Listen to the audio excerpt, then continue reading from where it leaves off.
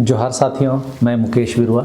इस चैनल में आपका स्वागत है। आपने यदि इसे सब्सक्राइब नहीं किया है तो ज़रूर कर लें। असम में 6 जातियों को अनुसूचित जनजाति बनाने संबंधी हिमंता बिस्वा शर्मा की असम सरकार ने कैबिनेट अप्रूवल दिया है। आंदोलन कर रहे 6 जातियों में खुशी की लहर तो है, लेकिन वहां पर पहले से सूचीबद्ध बोडो जैसी जनजातियों ने असम कैबिनेट के इस प्रस्ताव का पुरजोर विरोध भी शुरू कर दिया है। लेकिन मैं जो आज आपको विश्लेषण देने जा रहा हूं, उसमें असम कैबिनेट का 6 जातियों को अनुसूचित जनजाति की सूची में लाने के लिए जो अप्रूवल दिया गया है वह वास्तव में राजनीतिक ध्रुवीकरण की एक कुटिल चाल है। 2026 के अंत में असम विधानसभा का चुनाव होना तय है। इस बीच 6 जातियां जो अंग्रेजों के समय में विभिन्न आदेशों के मार्फत आदिवासी के रूप में जनगणनाओं में आई थी, लेकिन 1950 के राष्ट्रपति के आदेश में उनको स्थान नहीं मिलने से वे लोग अनुसूचित जनजाति नहीं कहलाए। जिस तरह की मांग झारखंड में कुड़मी समुदाय कर रहे हैं कि अंग्रेजों के समय वे लोग आदिवासी सूची में सूचीबद्ध थे, लेकिन भारत आज़ादी के बाद उन्हें सूचियों से हटा दिया गया या जानबूझकर गलती से उन्हें सूचीबद्ध नहीं किया गया। तो उसी सूची को करेक्ट करने की दिशा में असम की जातियां भी आंदोलनरत थी और इस समय हिमंता बिस्वा शर्मा की भाजपा के नेतृत्व वाली असम सरकार ने कैबिनेट अप्रूवल देकर उन समुदाय के वोटों का ध्रुवीकरण करने का प्रयास जरूर कर दिया है। आगे हम देखेंगे कि इस ध्रुवीकरण से क्या क्या हासिल करना चाहती है भाजपा। असम सरकार ने 6 प्रमुख समुदायों ताई अहोम, चुटिया, मोरन, मटक, कोच राजवंशी और चाय जनजाति, जिसमें झारखंडी में काफ़ी संख्या में शामिल हैं, को अनुसूचित जनजाति का दर्जा देने के प्रस्ताव को मंजूरी दी है। इस पर विभिन्न समुदायों और राजनीतिक दलों की मिलीजुली प्रतिक्रियाएं सामने आई है। इन 6 समुदायों ने इस फैसले का जश्न मनाया है, विशेष रूप से उत्तरी असम में जहां इनकी बहुलता है। इन समुदायों के लोगों ने खुशी व्यक्त की है कि इनके दशकों पुराने संघर्ष को सरकार ने मान्यता दी है, लेकिन मौजूदा आदिवासी समुदायों ने इसका तीव्र विरोध किया है। वे आरक्षण कोटे पर होने वाले प्रभाव से आशंकित हैं। वर्तमान में असम की एसटी आबादी तकरीबन 45 लाख है, जबकि नए 6 समुदायों की कुल संख्या 1 करोड़ से अधिक है। राजनीति का पहला गणित यही है। 1 करोड़ जनसंख्या पर सेंध लगाने से यदि 45 लाख की जनसंख्या को कमतर बनाया जाए तो भी सत्ता भाजपा के पक्ष में रहेगी। आगे हम इसे और विस्तार से समझेंगे। विरोध प्रदर्शन में कोकराझार में बोडोलैंड टेरिटोरियल काउंसिल सचिवालय में तोड़फोड़ हुई। छात्रों ने सड़क जाम किया और कॉलेज की परीक्षाएं भी रद्द करा दी। उनका कहना है कि ये 6 समुदाय सामाजिक, आर्थिक, राजनीतिक और शैक्षणिक रूप से पहले से ही मौजूदा आदिवासियों से कहीं आगे हैं। इन्हें एसटी दर्जा देने से मूल जनजातियों के अधिकार और सुरक्षा कमजोर हो जाएंगे। ठीक वैसे ही जैसे झारखंड में कुड़मियों के आंदोलन से आदिवासी समुदाय की शंका है। सत्तारूढ़ भाजपा सरकार का दावा है कि मौजूदा एसटी आबादी पर कोई असर नहीं पड़ेगा और त्रिस्तरीय वर्गीकरण एसटी मैदानी, एसटी पहाड़ी और एसटी घाटी से सभी का हित सुरक्षित रहेगा।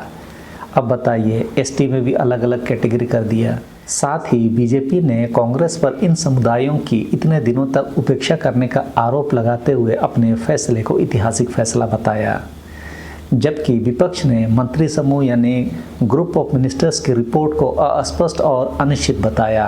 वे चाहते हैं कि सरकार स्पष्ट रूप से बताए कि कैसे मौजूदा आदिवासियों के कोटे और अधिकार प्रभावित नहीं होंगे। मंत्री समूह ने अनुसूचित जनजातियों की नई समूह एसटी घाटी और एसटी मैदानी श्रेणी बनाने का प्रस्ताव रखा ताकि मौजूदा आरक्षण संरक्षित रहे। हालांकि विरोधी इससे भी संतुष्ट नहीं है। मतलब इस घटना के बाद जहां एक और नए समुदाय ने इसे अपने अधिकारों की जीत माना, तो वहीं मौजूदा आदिवासी अपने भविष्य को लेकर चिंतित हैं, जबकि राजनीतिक दल इस मुद्दे को अपने अपने हितों से जोड़कर प्रस्तुत कर रहे हैं, जिससे राज्य में तनाव की स्थिति बनी हुई है। अब कानून की बात कर लेते हैं। हम सभी को पता है कि भारत के संविधान के अनुच्छेद 342 के तहत किसी भी जाति को अनुसूचित जनजाति की सूची में शामिल किया जाता है।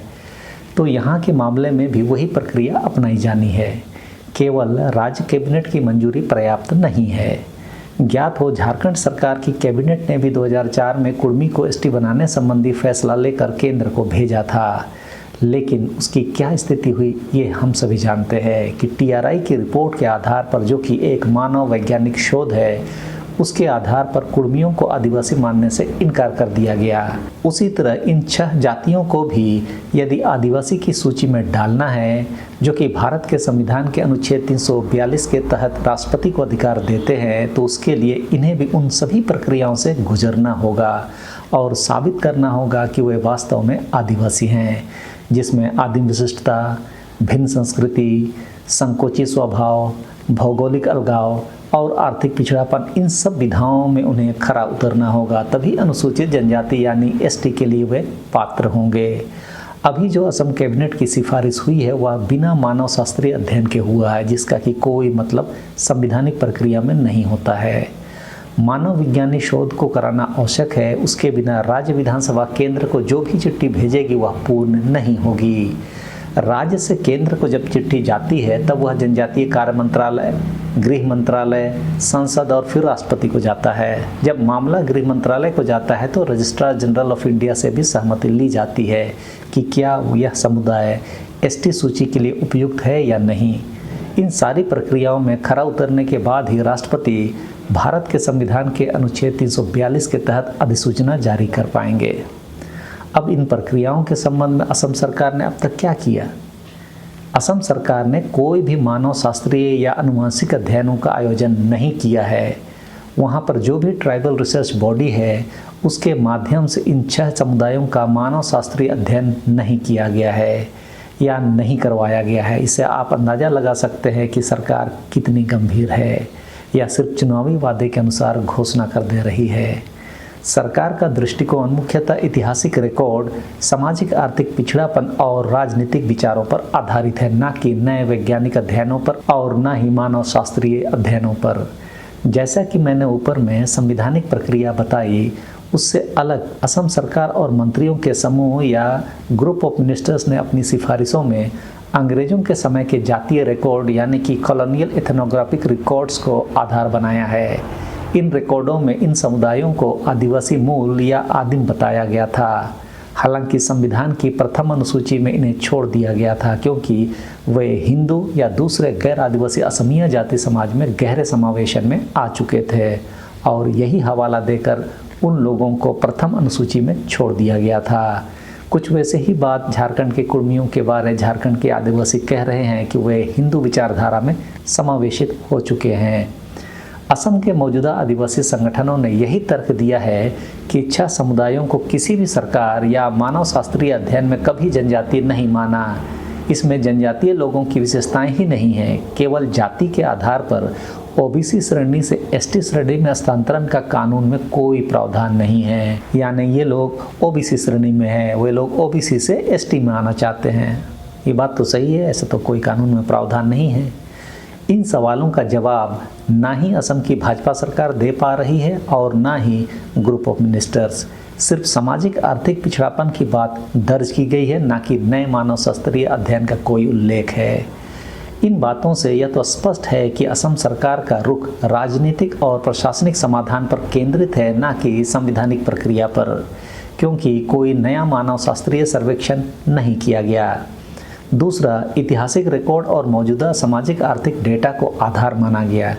मैंने कुर्मियों से संबंधित वीडियो में यह स्पष्ट किया था कि अभी की प्रक्रिया में रजिस्ट्रार जनरल ऑफ इंडिया की सिफारिशें भी जोड़ी गई है। जनजातीय कार्य मंत्रालय की अनुशंसा भी जरूरी है और यह सभी अनुशंसाएं मानव शास्त्रीय अध्ययन के आधार पर जरूरी है। उसके बिना ये सब संस्थाएं किसी भी जाति को एसटी की सूची के लिए अनुमोदित ही नहीं कर सकती। इन तथ्यों के बाद आइए अब समझते हैं कि इसके पीछे की राजनीति क्या कहती है। कैबिनेट का फैसला 26 नवंबर 2025 को आया और विधानसभा चुनाव 2026 के अंत में होना है। ग्रुप ऑफ मिनिस्टर्स की रिपोर्ट को विधानसभा के सर्दियों के सत्र में तुरंत पेश किया गया, जो कि 29 नवंबर को समाप्त हो रहा था। इतनी जल्दी में रिपोर्ट तैयार करके सभा को समर्पित करना आसान तो नहीं था, कुछ तो बात थी। ज्ञात हो 2026 में भाजपा ने 103 सीटें जीतने का लक्ष्य घोषित किया है, अभी उसके पास 75 है। वैसे में भाजपा को नए वोट बैंक की जरूरत थी। हालांकि इन जातियों की यह मांग दशकों पुरानी है और 2016 के चुनाव में नरेंद्र मोदी तक ने इन जातियों को एसटी सूची में लाने का वादा कर चुके हैं। 2021 चुनाव में भाजपा की जीत में हिंदू वोटों का ध्रुवीकरण महत्वपूर्ण था। इस समय यह फैसला उसी रणनीति का विस्तार है। अब समझने वाली बात यह है कि जो मौजूदा बोडो और मिसिंग समुदाय जो एसटी हैं, उनकी जनसंख्या करीब 45 लाख है और वे पारंपरिक रूप से भाजपा के समर्थक नहीं हैं। ये पहली बात हुई। दूसरी बात, जो नए 6 समुदाय हैं उनकी संख्या 1 करोड़ के आसपास है और वे लोग भाजपा को बहुतायत में समर्थन करते हैं और इनकी मांगों को नज़रअंदाज करना भाजपा को सत्ता से बेदखल कर सकती है। ये समुदाय ज़्यादातर हिंदूवादी विचारधारा में रचे बसे हैं, इसलिए भाजपा की कोर विचारधारा से मेल खाते हैं। इन आंकड़ों से यह आसानी से समझा जा सकता है कि मौजूदा एसटी समुदाय को छोड़कर एक अधिक विश्वसनीय वोट बैंक बनाना भाजपा की रणनीति का हिस्सा है। गौरव गोगोई, जो कांग्रेस के नेता हैं, ने कहा कि हिमंता बिस्वा शर्मा समुदायों के बीच संघर्ष भड़का रहे हैं। उन्होंने इसे विभाजित करो और शासन करो की ब्रिटिश नीति बताया।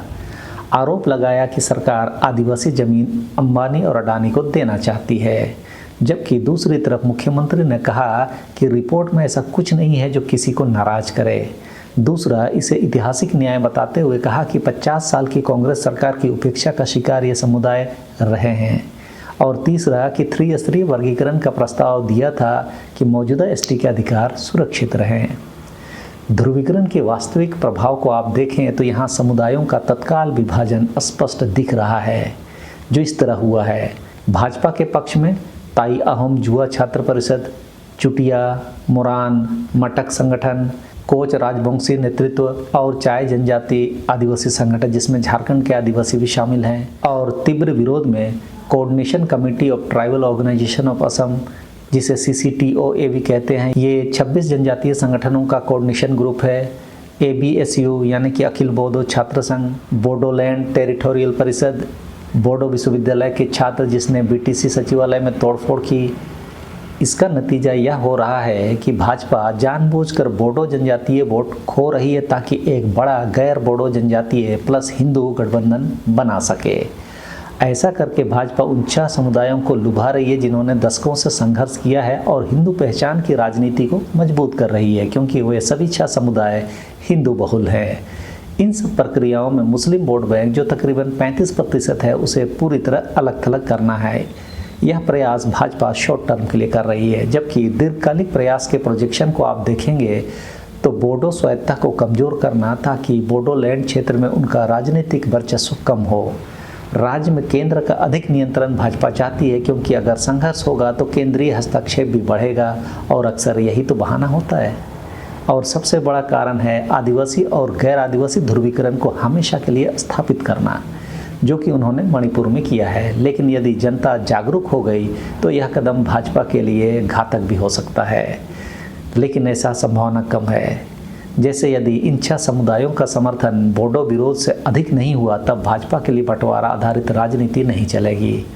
इन लोगों का आकलन यही है कि 1 करोड़ नए वोट मिलने का लाभ 45 लाख संभावित खोए गए वोटों से अधिक है। यह असम की राजनीति को आदिवासी बनाम गैर आदिवासी के बजाय हिंदू आदिवासी बनाम अन्य के रूप में अस्थायी रूप से बदल सकता है, जो भाजपा के राष्ट्रीय रणनीति से पूरी तरह मेल खाता है। बाकी जो सो है ये है, आप क्या मानते हैं? धन्यवाद। जोहार।